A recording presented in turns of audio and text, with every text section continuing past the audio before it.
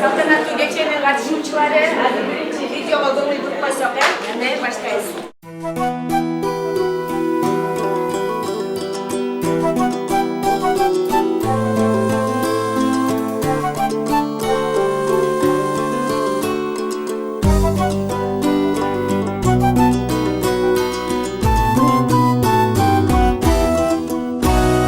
Ertelep kel atkanda başlap göçtü. Aldırdın taş taşı kapız göçtü. Düğnösü köntörülü kıylay tapan. Men üçün ata degen yıldız öçtü. Asmandı çarkaylanıp şunkar kaldı. Haz olup jaydaktalgan tulpar kaldı.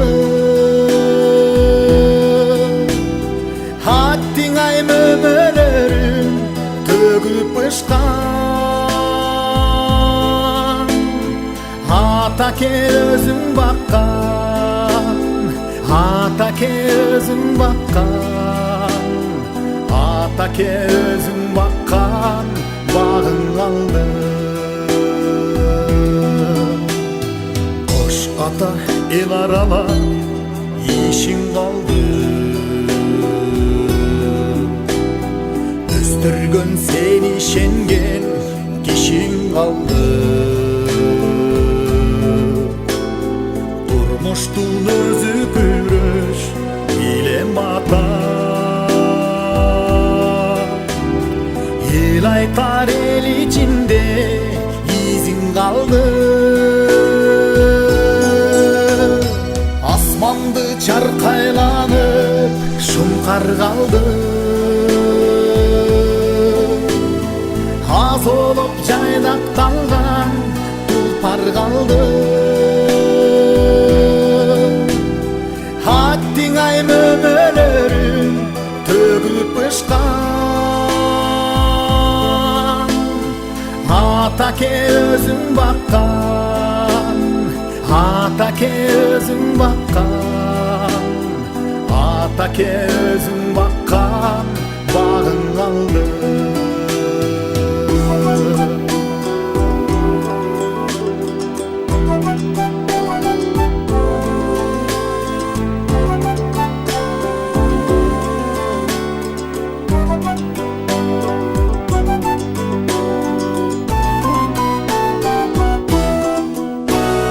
Жөнөкөй карапайым элең ата. Жүрөгүм дале сенсиң, сенсиң ата. Алысты сапарыңа кете берди. Камчыдай бек болгун деп берип бата. Асманды чаркайланып шумкар калды. Аз болуп жайдакталган тулпар калды. Хаттиң ай mömölörүн төгүп ышкан. Атаке өзүң баккан, Атаке өзүң баккан, Атаке өзүң баккан багың калды. Хаттиң ай mömölörүн төгүп ышкан. Атаке өзүң баккан багың калды.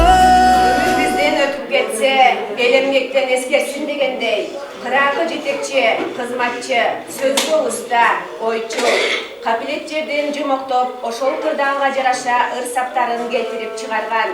Өзгөчө адамдарга баа берүүсүнүн өздөштүргөн жөнөкөй, адамдык сапаты менен бүтүндөй элге белгилүү болгон улуу инсан, Ысакалы Айдыралиев атындагы Кыргыз тили жана адабияты кабинетинин ачылыш аземине арналган маданий уюштуруу иштерибизди ачык деп жарыялайбыз.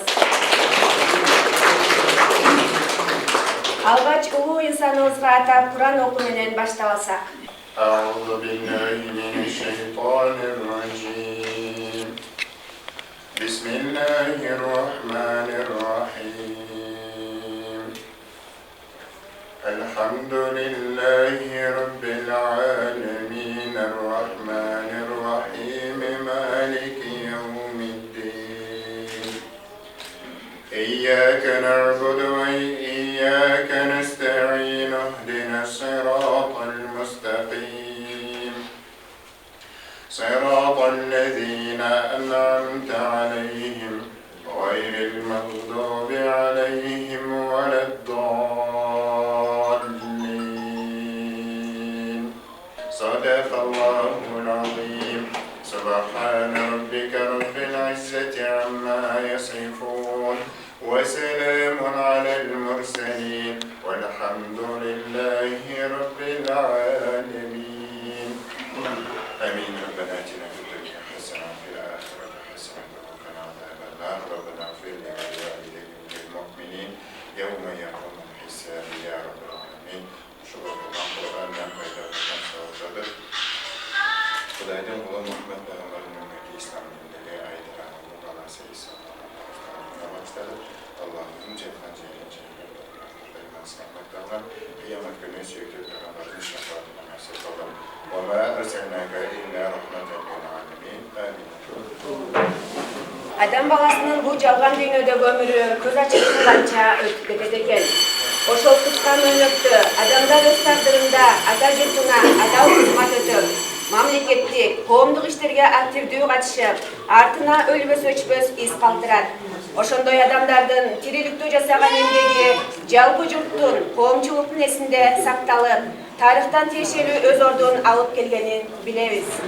Халкына таза кызмат кылган, сөзгө уста инсандардын катарына көз өтүп кетсе да, Айдаралиев Ысакалынын да ысмы кирет. Ал бүгүнкү күндө өтүп жаткан иш-чара, жасалгаланган кабинет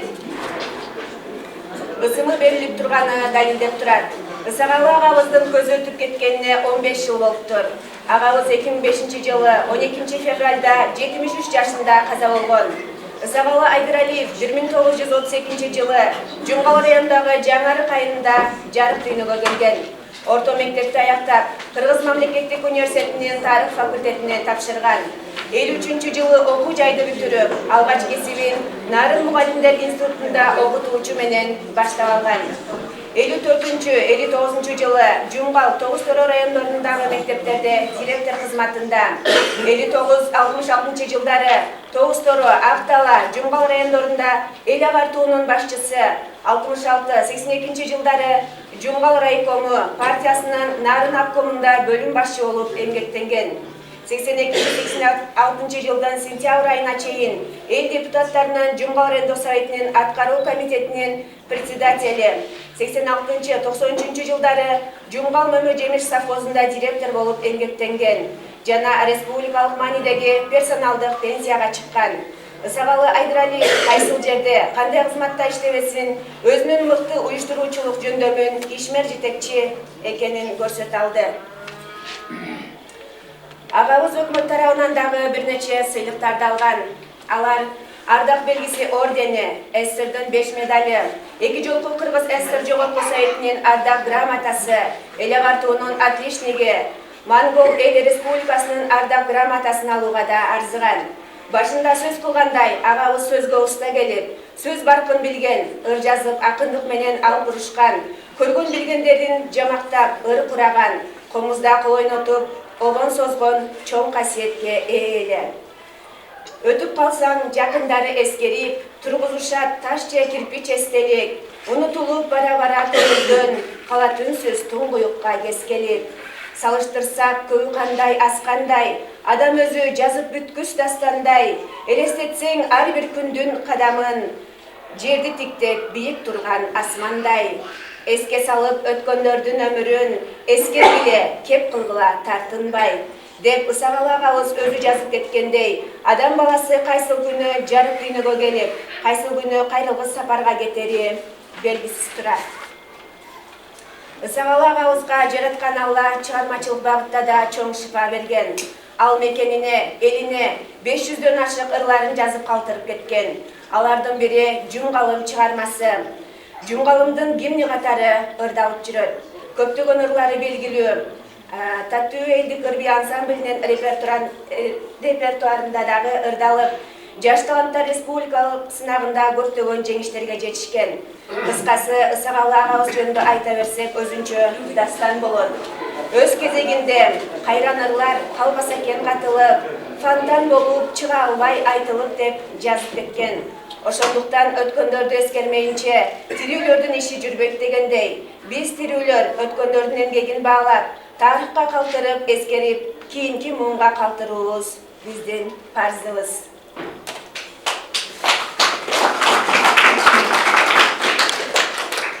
Мына өзүңүздөр көргөндөй бүгүн Ысакал Айдыраев атындагы кабинет ачылып турат, кыргызчыл кабинети. Видеодон да көрүп атасыздар кандай жасалганын көрүлгөн. Анда азыр биз куттуктоо сөздөргө кезек берсек, алгачкы сөздү ушул Ысакал атабыздын курбалдашы, кошунасы, азыркы учурда райондогу ардагерлер кеңешинин мүчөсү Мажиев Темирбек атабызды чакырып алсак. Ысакал Айдыраев жөнүндө айтылган болсок, şimdi balları sıraya göre ulu yerime durak şimdi şunlar eski atasına şimdi Cumhurbaşkanı Gelivan Resmi'nin emeklilerin göçüp atlandığına memnuniyetle arasında şu ballar. Oşanda öyle emekliler oturup yakta oturulan tuğanlar gelip alınca Isakal Aydıraev'in işte tuğanları içinde bağır kendini oldular. Ardından ayet olacak. Bunlar kadar özürler eskeri atkanlarına çoğun rahmatlı aytuğa olsa geliriz. Narman Konu'nun agitasya propaganda bölümünün başçısı oldu. Cumhurbaşkanı Reis Bolton'un bir sidatli oldu. Bu işleyen kızmakları, şurada çok kızmaklarını işletiyor. Bana şu yakşı iyiliklerine erte gidiverdi de, erte gidiverdi. Bana nemi koşullar arasında ıtımak ayvay güçlü öyle de. Tegedeki üsteği koşullardan bana çakırır. Şu 3 ayda bir, 2 ayda, 3 ayda bir çay verip dur şöyle de. Bana nemi şu kuşanın var diye ister. Hem ağzından yemek gel. Cırına olmasa, cırına bir yolu gelip durup, atasını tuğrap durup durup, koşullarını bana çakırıp çay verip vermek için. Bana kendisi koyuyoruz. Ama neymi, bunların adam geçtiği ayavay güçlü, adamda cabın bu, şurada sonu, adam öyle de bu işi. Ana neymi, kişinin muamelesi de yakşı. Ana şu bir muamele yazarın şurada, o yerbek durak bir şeyde. Temibek benim beriktiğim oğlum var. Temibek deyip bir gün aytar. Şülökü dost kılıp böyle de başladı. Şilekeye arlaşa duran boş kulağım soru. Dost kulağım diye söz ayttı. Şilekeye arlaşa duran sözün manisi de var öyle söz. Anam o şöyle şu şeyin yok kaçıp dost bulup şahara çakırıp şahara gelip yaka gelip tamın garap yaklayalım garap şöyle benim o şu usta datkırap. Yok ayvay şirete yarışkan dost oluyor. Bana şu biz tuğanda ol bir yanından şunday ol yaşam atağız hazır bugün de.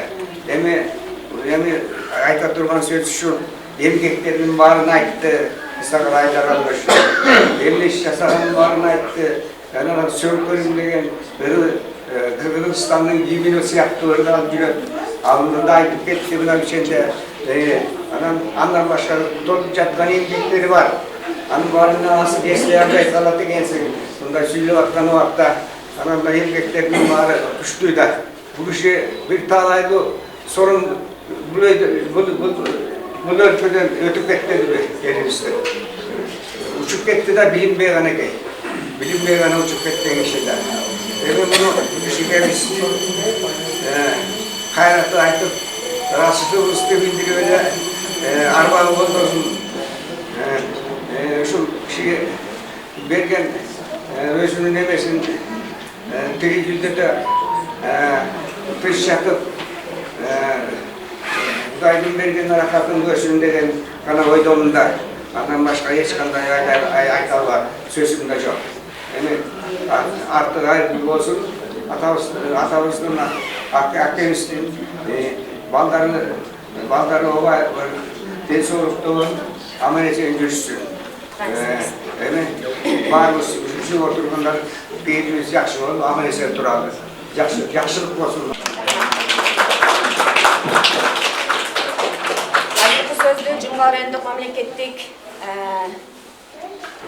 Administrasiyasının başçısı Akim'den orunbasarı Joldoşova Gülzar Eşenbekovnaga bersin. Sağlıklar, basın, azalar, adaylar, eceler, bugün Türkistan ülkede жақсы саламаттык жагат, атасы тескер атасынын артында жакшы кабинет, жаркыраган кабинет берип атыптыр. Бул жерде келечекте өсүп келе жаткан муундар ушул жерде тарбияланат, ушул жерден билим алат дегендей. Мен бул ата жөнүндө жакшы кептеп уктум, агай жогоруда да Бербек айым жакшы эмгектер боюнча айтып кетти. Мен негизи бул эң биринчи кадамды баштаганда мамлекеттик администрациясына жаңы келип жумушка орношкондо мен Айныш апа менен эмгектенип калдым да чогуу. Ал кезде апа музейди жетектеп турган учур болчу да. Ал кезде Шакин агай, Замир агай, Нурлан байке жаштарында бир маданияттын, бир болуп көрбөгөндөй чордонун даңктап турган учурда келип иштеп берген. Анын үчүн аябай ыраазымын. Ошол адамдардан кандайдыр бир сабактарды алдым. Ошол адамдардын кылган эмгектеринен да неме кылдым. Мына бүгүн ошол адамдардын жакшы тарбиясын алып, акырындыктан өсүп келаткан үчүн мен үчүн сыймык да бул. Айныш апа дагы аябай өзүнөн нурдуу болгон аялы жүзүнөн ар дайым саламын жазбаган адамдар нары кетип баратса да буруп келип саламын айткан адам эле да. Бул апа менен да мен ошо эмгектенгенимен аябай ыраазымын. Атанын да жакшы эмгектери бар экен. Мен буга чейин чын эле сага барсам Айныш апанын жолдошу экенин чын эстейм. Чынын айткандачы. Музейде бир сүрөттөр турчу да, азыр эстеп отурсамчы, атанын сүрөтүн эме жана эстеп атам да. Баягы мен айтарым атанын эненин жакшы уул кыздары болупсуздар дегендей бул биз үчүн да чоң сыймык билим берүү тармагында. Ушул мектепте ушул класска кирип окуган окуучуларда мындай өздөрүнүн исагаларда ким эле дегендей мындай мисалы үчүн мен кичине болуп атам. Не демекмин, ата менен апам жаткан жери жайлуу болсун, топурагы торпо болсун.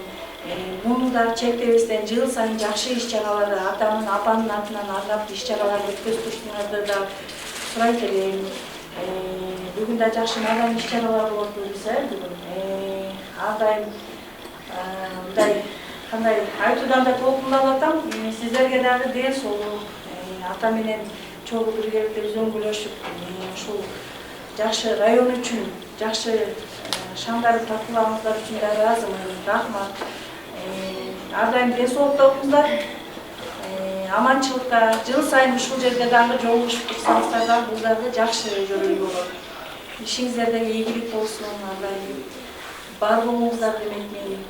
Жакшы саламатта жолугушуп гана жүрүңүздөр да. Азыркы сөздү Жумарен билим берүү бөлүмүнүн башчысы Садыров Руслан Садыровичте.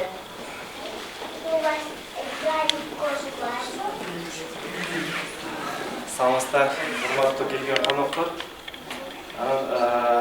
Бүгүн бир жакшы иш-чара болуп атат. Агайыбыздын ушул жалпы коомдо болгон орду андан тышкары ушул Жумгал районунун ичинен агартуу тармагындагы өзүнүн жүргүзгөн иштери, салымдары боюнча ушундай бир кичинекей иш-чара болгону менен тарыхта калчу иш-чараларды өткөрүп атабыз. Мен азыр эстеп отуруп, Темир апабыз бияка чыкканда карап отурам. Бул атаны да мен да көрүштүм, бала кезде билиптимин, бирок чогуу иштешкен жокпуз дегенде. Анан билим берүүдөгү иштеген тарыхтарын карап отуруп аябай суктандым. Өзүнүн только билим эмес, чыгармачылык жагынан келечек муунга кошкон салымдарын көрүп отуруп мен да толкунданып отурам. Бул аябай жакшы нерсе да.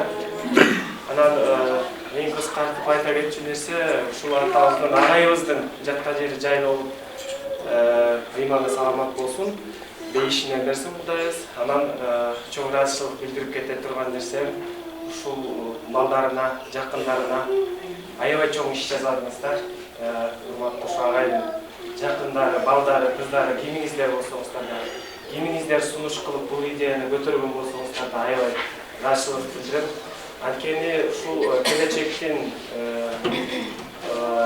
келечек коомдун бир эң жооптуу кызматында, анын ичинде ушу билим берүү кызматында мектепке ушундай иштерди кылып атканыңар аябай сүйүндүрөт да.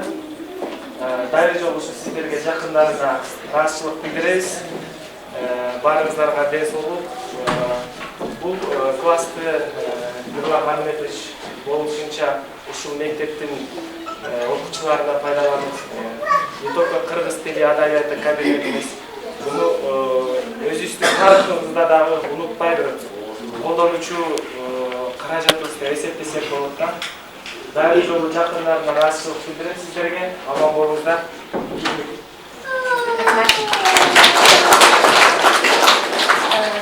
Анда азыркы сөздү жакын туугандарына берсек, Сусамыр Тайке, Жалил Тайке дегендерге берсеңиздер. Сакалы айдай кабинетти ачылып атқан әрекеті бермек. Bir ay murun айтылып, ayvayda ayarlar, şulanın razılığında hakikaten olarak en güçlüsü kuşun жасап кеткен. И барды да арасынан бұл күш қайтып,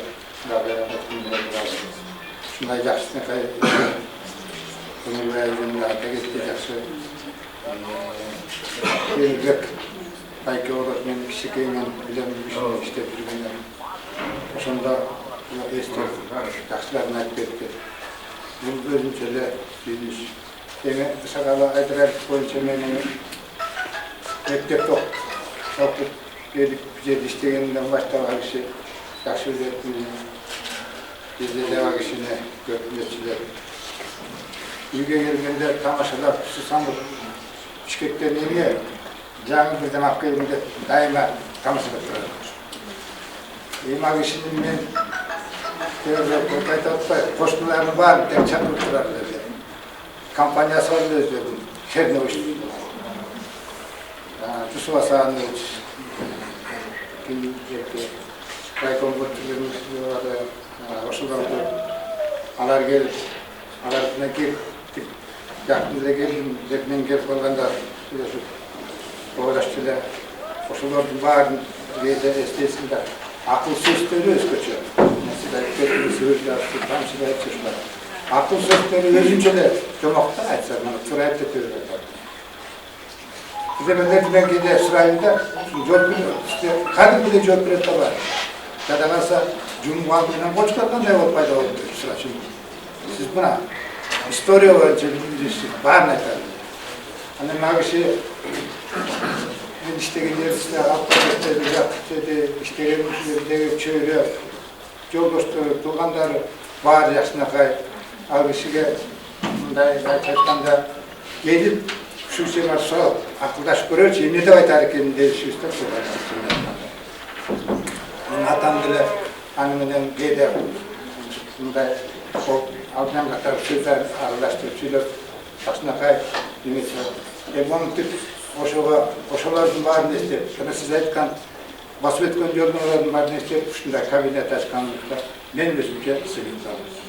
Sizlerge mağabarımızda ayet ortasılar, şunlar olduğumuzda ben şu an rezem batar, rezem ayıttanda yaşına kayıp, bilim dürülü, okuttu, bağırdık çağından şu cevabı olduğuna ben kuançlıyım. Al kişi rayonda жүргенде de, avtobüs istep жүргенде de, kadir vakti uyudu, hayatta olduğunda da bir Kadir vakti sözleri boyunca, жүріс-тұрысы boyunca en tatlıklı kişi olur. İnandığının aytarlar bunlar Şunday ölçüde, çalın ölçüde. Anadolu İhtiyarı böyle koşmalı, daha yaşlılar, yakıtlarına ayağı yaksa etti. Ben şu da vardı ama siz ne ettiniz ortam? Evi hangisiyle günden de kalsın. Ana şunday milletler özür başlıklı değil birçok oğlu gelmek. Tabii bir de uşak üyelerimizden yok et. Atası günde oydum.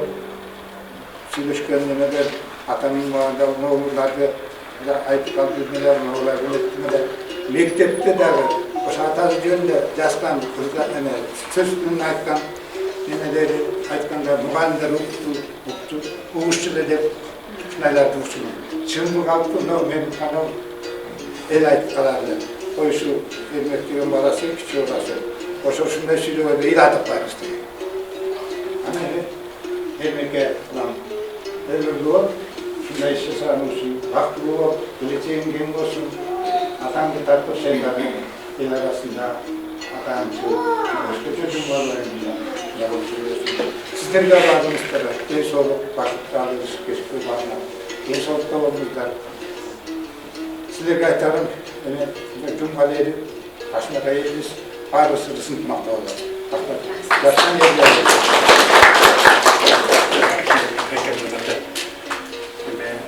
Kısa koş, izlemenin, gezlemenin, ayetlerinde abdan tarihi adamlar, yani sizler bildiğin,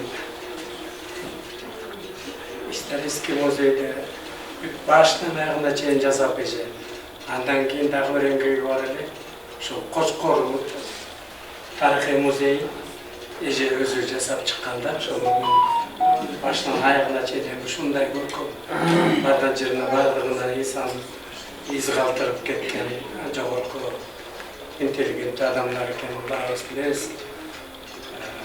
Ballarına şunday bir жақсы iş-чара кылаткандарына ömür каалайм, кыздарга өзгөчө жалпы силердин коллективиңиздерге ошол кабинетиңизде кут болсун.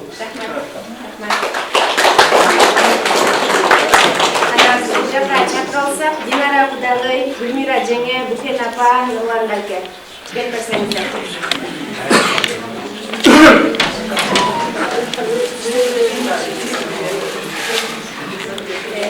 Çok önemli. Gelin de.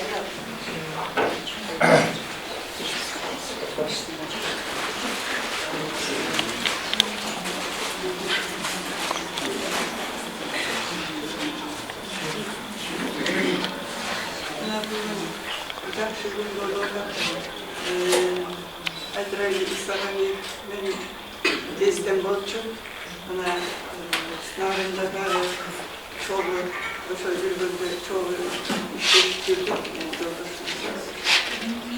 Анан аяктарда гаркомдо жакшы кызматта иштеп турдум. Андан кийин Жумгалга келдим. Жумгалда испаптын болуп иштеп жүрдүм. Дезден аябай жакшы ушунчалык адам тепкиликтүү киши болчу. Мына бүгүн ошол балдар жашынакай болуп бүгүн кабинет ачып отурат.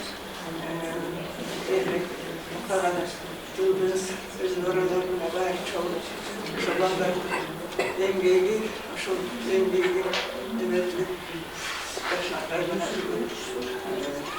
эмеде отурабыз.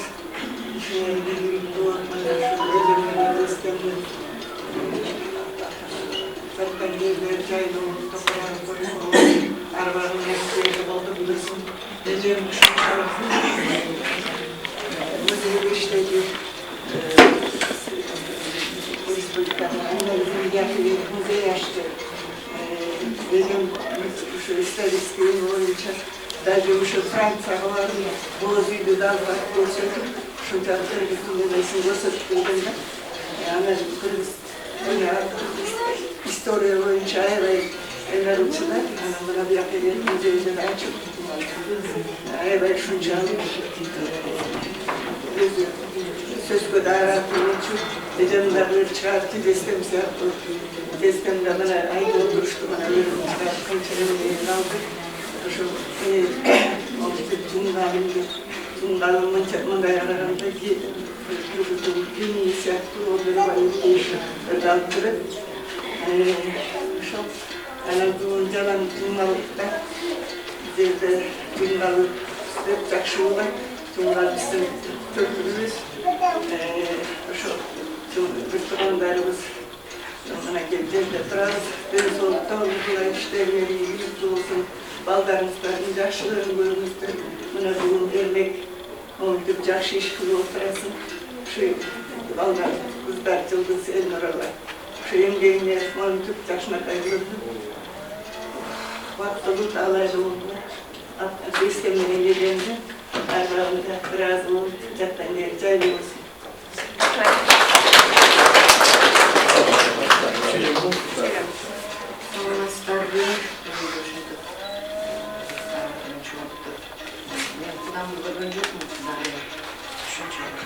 Adam gerçi yapıştı olcuda. Ben öyle vallahi adamlara hoş gördük. Ne dedim? Böyle en çok mesele mektep üçünde, gengi, muğundar, ballar üçünde bu en çok yetişkenlik böyle. Şimdi bu şu ballar kızlardan mesela bölümlerine konulan kelimeler şimdi mektep açıldı, şimdi akademimizde adından farklı şu günün öncesken günün akademinin bir baktarmışlara baklar. Bölümler sorumlu olsun, akıllı olsunlar, işte gerekli olmadan anlasalar, akayla kurduk cüzümüzde. Ben bundan da şunçalık bakıyorum ki, Cumhurbaşkanı her bir adam özünden doğup başka yerin baktık. Kırıstanlar, Cumhurbaşkanı din katara kaptırdı, bu uçurum. Kudayında maktan kalçıda, kudanlarla muayizde gözlemesine aytıpçı. Kudayında şunçalık adam yaşayıp güçlü, kıyımlı insanlar. Kudayında zaten caylı olsun, toprakları toplum olsun. Ne bileyim şu cede işte gece gelir arayla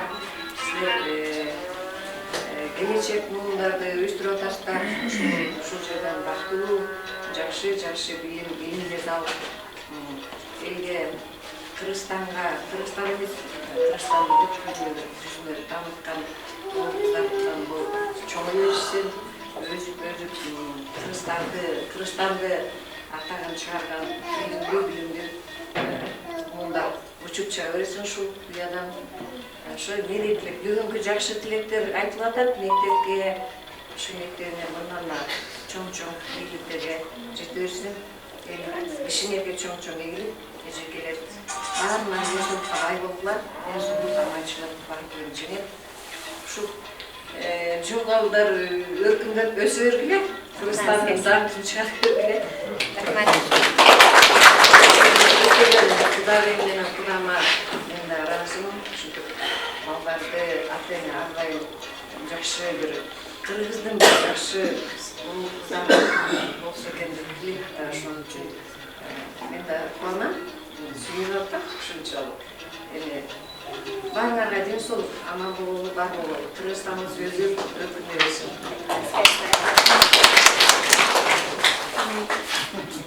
Hurmatlı Kıyık Cumhurbaşkanı Cetmen Tulumları, Calpı Doğanlarımız, İstege Sağalarda Doğanlarından Cumaşalı Ağasının Büyülösünün ardından çoğun razıçılığına gidiyoruz ki bugünkü çabalardan, iş çaralarımızda biz üçün dağı çoğun sığmın mektep klasına artık oyluyordu. Atasının apası bu demgeki eldin esinde kalıp bağlanıp durganı çok kuvanoç biz üçün. Atasının kayıp sağalarda aslında nemisi olup Aytkökçü küçük gezimdeki kalgan elesleri yolga atenelik benim büt ballarına çaşıp görgüsün büt varız nesiste kalmadı. Taşıyalap Cumhuriyet'in balları ermeyetine baktı yıldız, elin orada göğalda kuşları işin ulandır, üstet sanında hem de kulaçlar. Bu adada kullanışlarız. Şu bağımızda karakmak.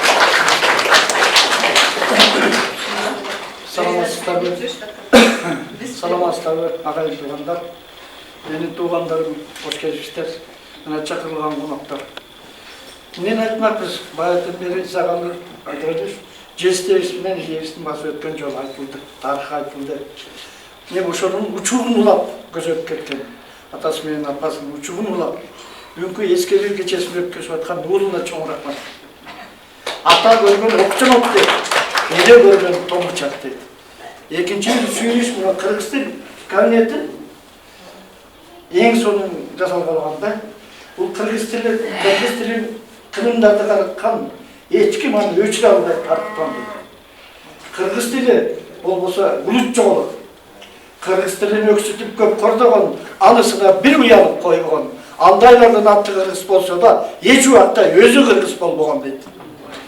Ушул кабинеттен кыргыз тилин жазып алган жаттаган бир орусча сөз кошпогон балдар, окуучу кыздар чоңойсун. Сагалы Айдыраликтей ырчы болсун, жазуучу болсун. Анан Эрмек сага чоң рахмат. Чоң рахмат. Ушунча элди чогултуп эскерүү кечесин өткөзүп аткан. Bundan abi şahilik memörüsün baksagın, kop olsun jogatıdan tapkanın, beyhutluk beypiçilik ökümsürük, aldayım açık olsun kaba. Жақсылықтың өріп jirganın, jamanlıktın tapmayın çırgızların, jaşı olsa tegiz çaçıp elimin, jaratkan koldak dursun, ardayım demek. Assalamu alaikum, urmatlı бүгүнкү кечен меймандары, биздин туугандарыбыз. Сағалайдар ешөнде жана эжебиз айнышы ешөнде көп жакшы сөздөр болуп турат. Баягы кыргызда кеп барган өмүр бизден өтсө да дейт, эл эмгектен эскерет дейт да. Мынакей эмгегин эскерип баардыгыбыз отурабыз. Сағалайдар еш менен 2003 жылдан бери бир чогуу аркалаш болуп чогуу иштешип калдык. Мен анда райондук администрация жаштар саясаты боюнча комитеттин төрагасы болуп иштедим. Ошол кезде бул кишилер райондук аксакалдар кеңешинде иш алып барышчы. Бул киши жөнүндө айта турган болсок, бул киши аябай өтө жогорку маданияттуу, аябай илимдүү, ушундай бир чыгаан инсандардын бири эле да. Анын өзүнүн адеп аклагы аябай улуу болуп турса дагы кичүүлөр менен мындай бир жакшы мамиледе сүйлөшүп ушундай болгон бир жакшы адам эле. Анан кеп барган атадан ашкан ул, атага тең ул, атадан ашкан ул, атадан кем ул дейт. Мынакей эми биздин жээнибиз Эрмек мырза атага тете ул болуп мындай иш-чаралар жасап аткан бул чоң эмгек. Мындай карасаң кичинекей көрүнгөнү менен бул чоң эмгек да. Жасай келгенде бул чоң эмгек. Канчалаган тарыхый инсандар бар бизде, канчалаган эмгеги өрнөк болгон инсандар бар, бирок ошонун балдары келип ушундай иш-чара жасай алган эмес да. Муну мен Эрмекке терең ырчылык айткан, ар дайым бар болуп келечегиң кең болсун, өмүрүң узун болсун. Мынакей атаңдын атын чыгарып, апаңдын атын чыгарып, жакшы иштерди кылып атасың. Эми эжебиз жөнүндө, Айныш эжебиз жөнүндө айта турган болсок, мынакей как раз мен ошол жаштар саясаты комитетте төрага болуп иштеп турган учурда Жумгал районунда музей деген мызы жөнүндө түшүнүк жок кезде эжем ушу Кочкорго музей жасап, андан кийин келип ушу Жумгалга биринчилерден болуп ушу музейди ачып, ушул жерге музейдин башчысы болуп дайындалып, ушу Жумгалдын тарыхын ушул жерге эң биринчилерден чогулткан ушу Айныш эжем болгон да. Баягы визир жакшы, хан жакшы, аял жакшы, эр жакшы дейт го. Мынакей эжемдин дагы эмгегин айта кетпесек болбойт. Эжем дагы аябай тууганчыл болгон, айланайын деп жакшы сөзүн айткан, ар бир кишиге ушундай жакшы мамиле жасаган, ушундай жакшы инсан эле. Мен ойлойм, ушу эжем менен ушу жездебиздин азыркы Жумгалдагы тарыхый инсандардын катарына кошсок болот деп эсептейм да. Себептен булар тарихи инсандар. Жездебиздин жанагы Жумгал вальсы деген эле чыгармасын ошол ырды укканда эле биз ошо Айнышем менен Жезденин элеси көзүбүзгө келет да. Бул ошол эле бир гана ыры ошо Кыргызстанга таанымал болду да. Жумгалдын вальсы катары, Жумгалдын гимни катары алып жүрөт да. Бул чоң эмгек. Ушундай тарихи инсандар чыгарбасынан кийин эмгектик кичинекей кезинен Айныш эжем колуна жетелеп алып, ушул Жезденин ырларын окутуп, ар бир мероприятияларда алып чыгып окутуп жүрүп мынакей эрмекти тарбиялады. Күчүгүм аман бол, сени соцсеттерден Жездебиздин ырларын окуп калганына көзүбүзгө кээде жаш келет да. Сизге аман бол, бар бол, ар дайым эл кызматында эле жүрө бер. Ошо атаң менен апаңдын даңкын чыгарып, ушулардын атын чыгарып, кимдин баласы эле, баланчанын баласы эле, кимдин уулу эле, баланчанын уулу эле деген атын чыгарып эле, ар дайым аман жүр.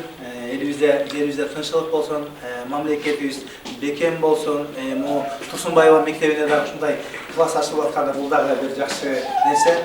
Турсунбаева мектеби илгертен эле Москвада орто мектеп болуп, канчалар республикалык алдыда жүргөн мектептердин бири эле мынакей Зоя Казаковна, тайын директорлардан мынакей Лариса Жолдошева отурат, андан кийин Карнабетовичтер келип отурат. Бул дагы ошол мектептин коллективине да ыраазычылык айтыш керек. Себептен канчалаган тарихи инсандарды окуткан мектеп ушул деп эсептейм. Себептен ушул мектептен эмне деген чыган инсандар чыккан эмес. Азыр четинен санаса, баягы санап алган окуучулары бар да. Анан эми ишибизде ийгилик болсун, элибиз аман болсун, элибизде жерибизде тынччылык болсун, мамлекетибиз өнүгүп, ушундай баягы эме деп коет өлгөндөр даңталмайынча тирүүлөрдүн иши жүрүшпөйт дейт. Ушу өтүп кеткен тарихи инсандар үчүн таңгазалап, атын чыгарып, ушундай класстарды ачып, көчөлөрдү берип, наамдарды берип, ушундай бир жакшы иш-чараларды жүргүзүш керек деп ойлойм. Эрмек аман бол, өзүң өркөнүң өссүн. Elin batasından bile amana sen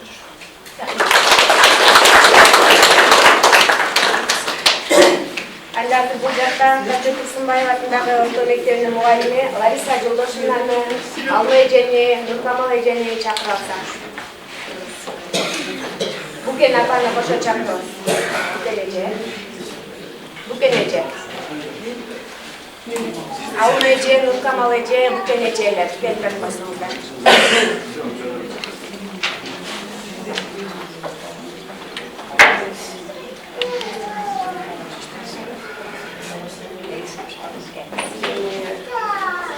Жалпы Жумгал биздин төртөөбүз болуп, Жумгал элинен айланайын, ушу Жумгал өсүп өнүп, жакшы жактарын уксак эле биз талаптуулар чыкканда эле, ой Жумгалым деп көкүрөгүбүз көккө жетип, сүйүнүп, ушундай кылабыз. Анан өзүбүз талаптуулар кошуналар экенбиз.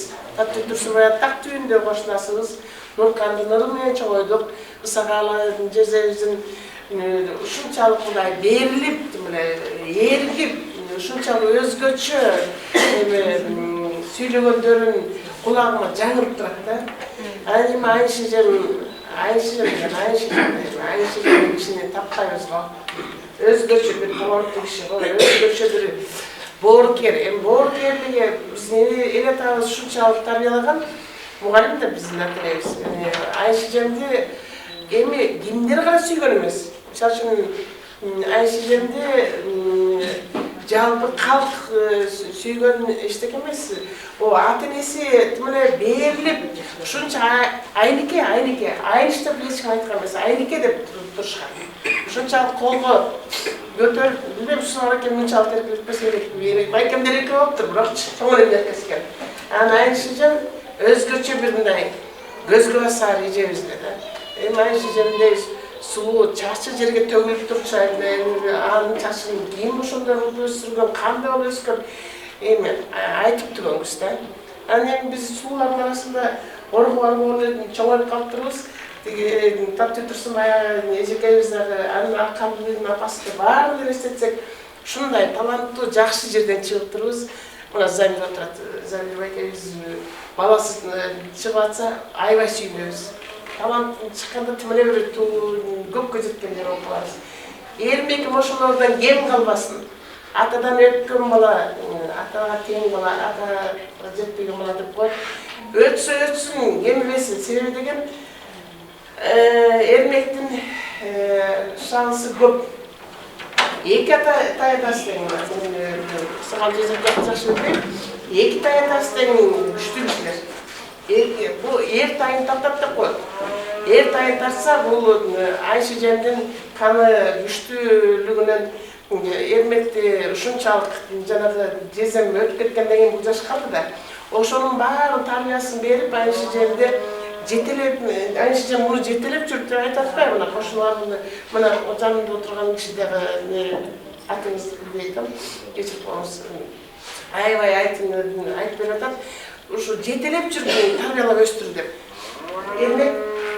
Эрмек адыңат сен аябай Айшы жемдин, Сагал жеземдин эмесин өркүндөткөн таланттуу, жумгалды, доктор чыгарган таланттуу балдарга болушуң керек.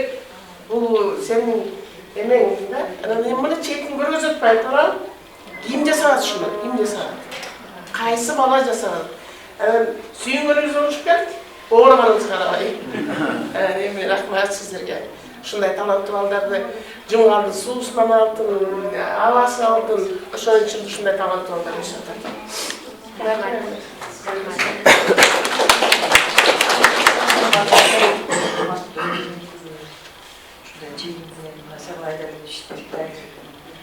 Açılışında zeminde barıştıra, bizim ekibine hoş geldiğinizde. Benim ağayımın nece cümlü, Athena Katarı içine ait birincisi, ağayımın kaldım, gayri mununurak bildim, nevriler olup kaldı da mektepte jinalaşqa gelip, şunda aktif adam oluşu. Şunçalık bir insan birinci urunda şunday ta'n kalıp, şunçalık to'xtanğanda şunday adam bo'ladi, shunday yigitlar shunday ichida ilmiy o'tdi. Aybay yaxshi o'quvchi maktabda savob berchimen, aktivist o'quvchi, bir narsasini aytib ketgim keladi da. Ermekten o'shanda qancha klassda, liniya ko'chganda mo'yatdan ag'aydim kitebin 9-klass. 9-klass bo'luvchi bir жолу мага келип айтат. Ana şu oluşuna bize liniye koyduğu adam gidiyor çıktı dedikçe. Valla 9-klassda yok kişinin. Ana padrostur. Ana bizim akıl olduk liniye koyduk. Eline götürüp bana okudu atasına atasına. Biriyle bu liniyenin bilgisi var da. Bu kийинкиси кандай инсан болот, кандай тарбия алган билгиси атат да. Биз аябай таң калдык bir чети сыймыктандык, bir чети эже үчүн агай үчүн сүйүндүк. Кабинет жазады, кабинет жөнүндө аябай жакшы мына бир жөн эле эчтеке жок эле кабинет бошотуп бердик. Анан баарын өзү алып келип, баарын коюп койдук. Биз сентябрда келсек эле, сонун кабинетте таң калып мен байкаган эмесмин анан киргизген. Мен эмне кабинетте көрүп алып аябай сүйүндүктөр, жалюзи бүт ушу эмне кабинет деп турат. Бул заманбап кабинет, азыркы талаптуу кабинет. Анан ошол кабинетте sizge çok rahatçılık bildiren okuyuculardan, bu çok emniyet, bu mektepti bağlanacak, bu gelecekti bağlanacak. Adam bu mektep, bu kabinette dalay bağlar, okul, dalay bağlar, bilim bağlar, bu жақсы ömürlü oldu. Adam bizde mektepte çok medicina, çok жардам берет мектепке. Мектепке видео камералардын баарын коюп, мындай безопасность болсун балдар деген бул эрмектеги. Ар бир майрамда эч качан мугалимдер болбойт. Баарыбыз 8-мартта гүл көтөрүп алып, бүт мектебибиз, мугалимдерибиз, эжекелерибиз кетебиз үйгө. Аябай сүйүнүп бербек, бизди өзгө келбесе да ажыздарына такай подарарын биз эрмек рахмат. Мектеп tutpağına, takay gelirsin, biz kanday sorun menен, kanday prozma menен kayırsak, sen takay atkarasın, takay bayranışlarsın mektepte. Mektepte jıl sayın көп балдар өтөт. Анан эми анын бир анда санда деле мектепке кайрылып, бул жардам берет. Бул үй бүлөдө болуп атат табары. Ага деген рахмат сага эрмек, ишиң ийгиликтүү болсун, бул чет болбосун. Bundan da çok büyükleri жетелер. Ana hiç kaçan doğan yerini unutmay, gelip niyetlerini unutmayan için biz çoğular çıkıp bildiriyoruz. Yani urmatlı doğanlar, bu da söktür oturasıda, kolegalar oturasıda, barımızda iyilik kalay, şunday bizim bağlar, bizim cihitler özgürsün. Rahmat sana. Sonumuzda bugünkü emre buluşturan tarihi işçilerin katılışçıları bir kullanımda var. Ben özüm jönünde olsa kısa babatamdım. Ayaş kızımın, benim atam benim, Soyman Cumacı Algeşlak'ta var. Atam benim, Sarıvat'tan götür şu institut kelimeme geldi. Azerbaycan'da şahit ötmedi. 59-66 yılları şu akıllarda işleyenler, institut kelimelerini şu çakta cumuş okulundan başlarındaydı. Bizim yanında daha bir kızlar içine geliyoruz. Yani o şundan beri atamda eve жақсы bildim. Atam benim atamda eve жақсы oldu. Alırda жақсы biz dostlarımda eve aldarız. Ondan keyin şu moju narınga atamcının partiyada işledi. Ondan ömür boyu kaçışıp duruştu. Endi atam açma var böyle. Tabii 25 yaşında beri geçti. Ondan turganda da atamlarına kaçışıp durdu. Atam keyin şu çoğungalga 98 yılı uçup ben yol başında kaldım. Ana şu oyuncu ne şu atamdı. Atamlar böyle oturmuş. Ahtaba level oynuyordum. Şu level şu atam olsaydı men atamdan жерде işimiz болuptu. Ana atam mama çocuklarından alkışlayıp yapasağından var. Men ayt sen bilip andan beri bütün beri görüşülüksünler. Ana birinci yılındaki müzeye vardım. Aynı şapamda müzeye gidiyorum. Almışsın adam perişiliği bir başka adam. En ушунча аялдар болгон баардык сапатын баары bunlar koş. Ушунча жарып берилип, ушундай болуп берилип, ушундай бир ким эле нур төгүлүп турган бир башкача адам. Ана условия жердер учакта эле ана апам айтты. Ушун суркамалдар көчүп кетишти, бияка келди ана. Сени ушашкан шагларды көрсөтүп кетейин деп. Жолуп кетейин дедим. Эртең үстүнө кетем. Dese, yok, siz şefte olmayınca olmayınca takır gitmezdi. Yani o şeyden zannet et, anlatamaydı. Sukayda geldim, bugün gitmedi şaka. Bugün kesik ne geldi.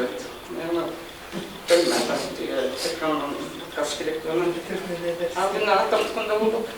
Gelmek içine gidiyor, 90 sene çok sınav yapıyor. Ama yani bu şey tenkişlerin mamulesi, şu dostun belgesi anken var. Dete bir 20-25 yaşlardan çok ile çıkardım der. Birbirine kucaklaşıp, görüşüp, kuşunlar oturdu hemen adam ayıbay televizyon tek şadan bakışırdı. Sabahtan da men уже балдырыштар тунук сезимдери менен ана ушу 70 жашка келген убакта ошол эле сезим менен билем да. Ушундай жөнөкөй. Ушундай бир эле учурда ушундай артынан спачек адамды атам айтып бияка кетсиңер. Атам болсо Кур'ан окуштан кийин sen atama bakıp çördün de, oğlan bakıp çördün. Senin şunu yok parçasın. Anladın mı? Tabii latarsın, bana bakıp dilde sapışırlar. Zaten ben işkence boğunu götürürüm. Ben çok desem, o yüzden turabız olmasın. Zaten şunday bir şarap kuşlayacak çıktım. Yani anlattı da. Sen bundan arana, pensiyon çıktı olacağım. Sen ayıstayın, o pensiyon çekildi. Жақсысын алып келіп өз қолыңмен қойып ата атамдан әрбір разы болсын атам үшін алып қойыңыз деп қандай адамгершілігі ата ененен балаға ақша шүйіндеген жоқ просто мана бір ошо есімен кетіп тұргендегі тәрбие берді аябай өкініп қалдым сапалы тойлап тұрыңдар ушундай алып атамды айыз алып келіп өзім кіріп тұрамын деп мысалы ошол биз 98 жыл келген 2003 жылы кетти. Ошончо атамдар менен мындай байга эле бир катышып туруп менин ата апам ана кеткенде кетмек сонун чыккан жасап қаламын. Еңбегімде ақылымдың да жасым. Елес бар, шақам, елес бар, өкіліктен өңісінде де оның кезінде келмек кетмек барабатта. Ошо ана кейін мен бұл кабинет бойынша соның кабинетте тұрса керек болсын. Бұл тарихи кабинет. Алтан өте оқша жазушы сондай хатындығы, анан философиялық ой жүргізі, алимдер қолынан келбейді, бұл телегетекші адам болшылар. Ошол кабинеттерден кыргыздын кассировок шығармалары үйреніп, ошо кыргыздын бай тарихы, сөз өнері, патриоттық сезімдер қайда оқушылар шықсын, мұғалім келіп біз білеміз, әдетте оқытыңыз. Анан еңбегім болса, ата-аналардан разы болсын. Сағатын шексіз разымын. Біз қазір Бішкекте қайында жашам. Өзімден ақталған жаңылы келдім, оқарымы келдім, түнде қайда бияқта келдім. Еңбегім шақырсын жөргеніне мен айтып келдім ғой, тамтан барлығы кешіліп тұр. Анан жақсы адамдардың жаңа жағдай айтылды ғой, өз-өздерді алдешіне деген өмірі өшпей тұрғандай, алдеше төліп жашайып тұрмыз. Адам күдешінен қараңғы ересі, істерін жүргіздерді, атамды ақтала айдай жақсы білші, бәріне де жақсы біледі. Өлбіс адамдар бәрі көрші деген. Басқан тұрған мұндай кішін жүрегінен орын олған адам. Бәрі разы болсын, бәріміздерға игілік, денсаулық болсын, жеріміз айға жақсы жер, ұшындай жақсы ел, ұнтынақ мүлік болсын. Ошо чоңгул барсы дайым эжегизде жаман турсун, тынччылык болсун, береке байлык болсун.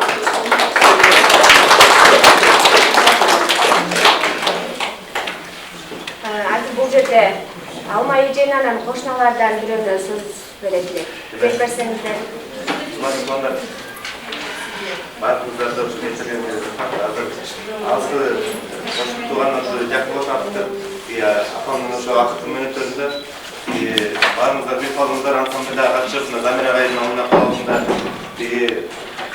Сонун бир ансамбльде ырдашып, ошо апам менен чогуу ырдашып калган, чогуу эмес апалаш, апаларыбыз анан биздин айыл кошуналардан да бирөөңүздөр сүйлөп койсоңуздар. Анан ары сөздү жыйынтап, анан Кур'ан окутууга баарыңыздар кетириңиздер, дайым болушуңуздар. Азыр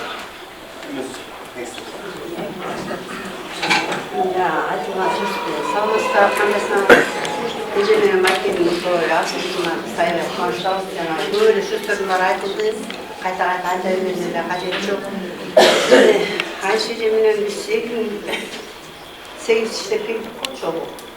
Енді кішкене болшы, табылды сахнада жүрші. Анан деме Ерлікке чоң рахмат, шынай чоң жақсы несін ашып, жақсы несін көрсетіңіз. Біз бұға чоң разымыз. Замир бірінші ашылғанда Замирге іштешіп келдік та. Андан кейін баяғы шартқа байланып қарғаннан өткен бөлімі яққа кетіп. Анан дағы біз шайапа дағы жүрміз ошойча. Сағалбай келін нұрымыздап жүрдік. Жақсы. Мен айта тұрғаным құт болсын, жолың ақ жол. İşin ilk olsun, айтқаным мен бір тайпаны шапсың, қайта-қайта барғандай қажеттілігі жоқ. Çünkü ömür versin baktım oldu.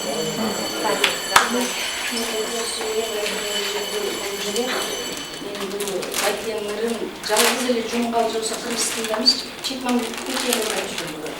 Менден мурун Жамалган Досалиева деген болгон. Мен жеңем эле, ошол киши чыгарган диктант. Андан кейін бара-бара улам асылыға кеткеннен кейінгі поколение аралап келіп, мен ырдап жүрем. Мен ырдағанда чет мемлекет ішінде ырдадым.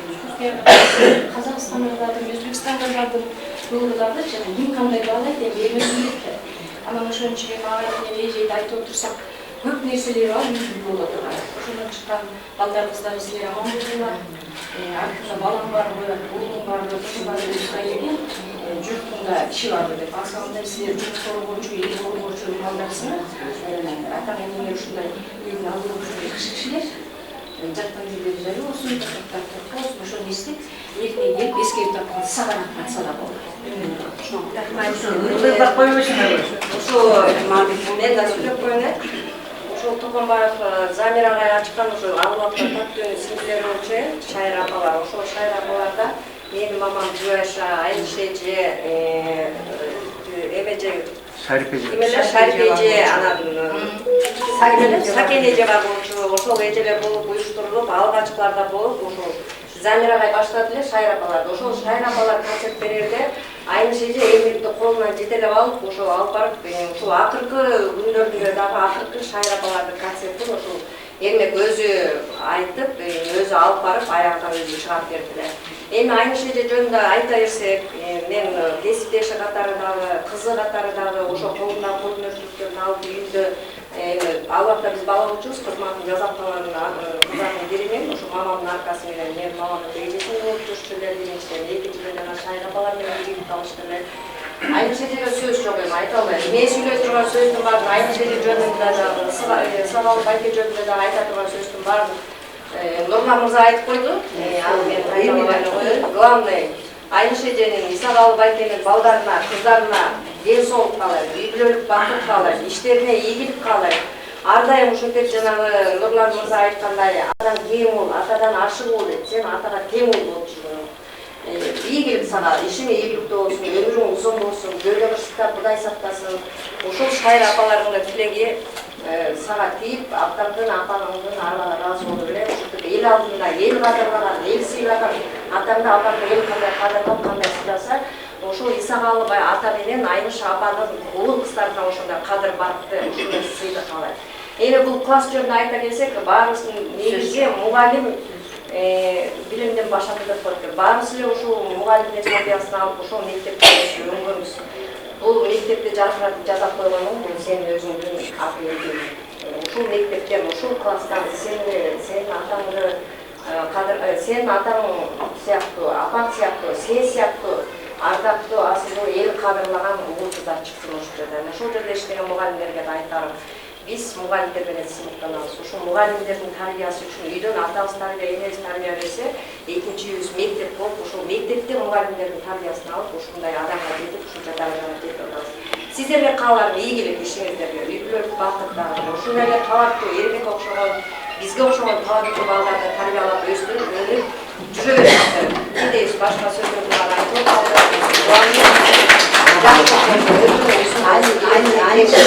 Айныш эже аябай жакшы адам болчу негизи.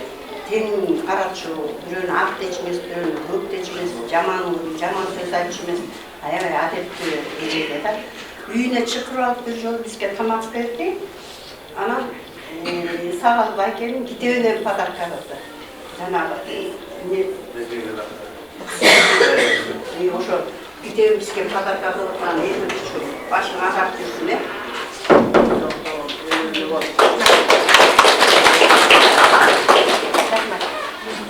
Рахмат сиздерге. Жыйынтыктоочу сөздү Эрмекке берели.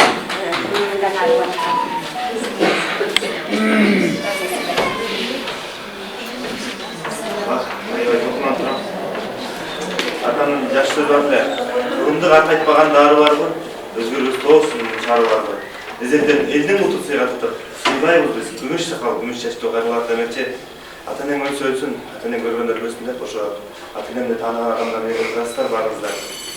Биз ошо сиздердин барыңызга келип келгениңизден абдан чын жүрөктөн ыраазыбыз. Мен апам биз деген азыр биринчи ачылыш кылабыз деп айта албайбыз. Неге дегенде апам эне катары, аял катары өзүнүн милдетин ишарат кылган адам болгон. Апам эң биринчи башатын ачып кетти эле. Кыргыз мектептен атамдын кабинети ачылды эле. Анан 2013 ачылса, жок мен кайсысында ачылганын заңга 2007 ачылса керек. 2020 жылы карантин учурда кабинет жабылып калды эле да. Себеби дегенде ошончо жыл учурунда балдарды сабак берген кат эмес, өзүнчө кабинет эле. Анан өтө сейрек адамдар кирчү, көп иш-чара өтүлбөй калды. Бирок ачылганда аябай даңазалап, аябай сонун ачтык элек. Анан ошо карантин учурунда кабинет жабылып калды эле.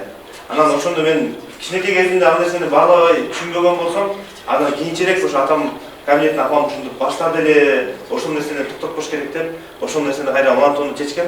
Анан эми бул биздин ошол мектептен класстыкты сурап, ошол мектеп үчүн кылабы дегенин себеби, ошо балдар бизге ошо өзүм бул мектепте президент болгондуктан, бул балдардын немесине, билимине аз да болсо салым кошолу деген нерсени өзүм башында аракет кылып келгем. Мына медет азыр оператор жигит менен биз жумгал жаштар борборунда активист болуп иштеп, эл үчүн кызмат кылганга аракет кылып, ошо мектепте окуп жүргөн кезде эле ушундай болчу элек. Анан ошо апамдын жолун жолдойм деген максатта ошо кайра экинчи классты ачканга аракет кылып жатабыз. Сиздердин баарыңыздарга, ошо биздин жакшылыгыбызга ачканыңыздарга чоң рахмат. Абдан ыраазыбыз. Бар болуңуздар, аман болуңуздар. Ушу сиздерди ата-энебизди сыйлаганыңыздар бул биз үчүн өтө чоң сыймык. Абдан жакшы сөздөр уктум. Мен аябай толкунуп турам. Тиги апамдын дайым айтып жүргөн сөзү бар эле, бала ким деген. Ошону айтып коеюн.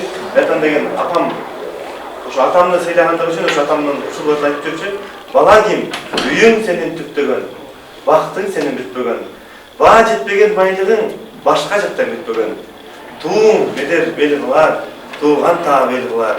Чачылганын жыйнарың, чаркайланып сыйларың. Жаман айтпай жашы жок, жашооң бүтсө ыйларың. Күйүп турган күнүтүн, келечегиң, үмүтүн. Өчүп өстөн атыңды, өйдө кармап жүрөсүң демекчи. Ушул атамдын, апамдын атын өйдө кармап өтөп жүргөнгө аракетибизди кылабыз. Өзүбүз шаарда болсок дагы бирок чымчык учуу өскөн жеринен таанылат дейт. Ошо өзүбүздүн учуу өскөн жерибизди таанып, өзүбүздүн элибиз үчүн аракет кылганга колубуздан келишинче аракетибизди кылабыз. Ошо менен колдоп, ошо мени ушул иш-чараны чогуу уюштурганга толугу менен көмөк болгон менин бир туугандарым, бир тууганыбыз менин Аскардон. Ошо бир туугандарым бар, биз барбыз. Ошолордун аркасы менен ошондой бир чоң жакшы иш-чараны уюштуруп отурабыз. Кудайым буюрса, азыр саат 12-де Куран окутууга Уман кафесине бардыгыңыздарды чакырабыз. Андан тышкары дагы бир жакшы жашан, ошо апам деген боз үй, өзү менин көзү түрөсүндө мен үчүн боз үй жасады эле. Анан кийисин жарымына чейин жетип бүтпөй калды эле. Ошол мен ушуга чейин кылып келген аракетим ата-эненин аманатын аткаруу. Биз кайсы убакта болсок, ата-энебизди сыйлаганыбыз бул ата-эненин аманатын аткарганыбыз. Апам атамдын ыры чыкпай калды эле, атамдын ырын чыгарганга аракет кылдык. Замир Токомбаев атамдын баласы Туман Токомбаев азыр ырдап жүрөт. Анан экинчи аманат эле бул апам ошо өзүнүн боз үйү ошо калып кетти деп аябай өкүнүчтүү калды эле. Ошол боз үй бүтпөй калды деп. Ошол боз үйүн бүтүрүп, ал ошо боз үй азыр Сокко кинотеатрдын алдына тигилди. Ошол тигилген боз үйдүн ичинде азыр менин жубайым ошо апама арнап кийистен сайма менен выставка жасады. Ошо выставкага саат 2-де болот. Келип катышып көрүп кетсиңиздер. Андан тышкары үчүнчү ошо Сокко кинотеатрында биздин ошо апабызга арнап сулуулук конкурсун жарыялары белек. Ошо сулуулук конкурсу саат 3-те болот. Ага да катышып берип кетиңиздер. Баарыңыздар ушу келбегениңиздерге рахмат. Андан тышкары ушу мектептин директору Мирон агайга сизге чоң рахмат билдирем. Ошо биздин суранычыбызды биздин орундатканыбызга, анан ошо аз да болсо бул эки картинаны кабыл кылыңыздар. Жамаатыңыздар менен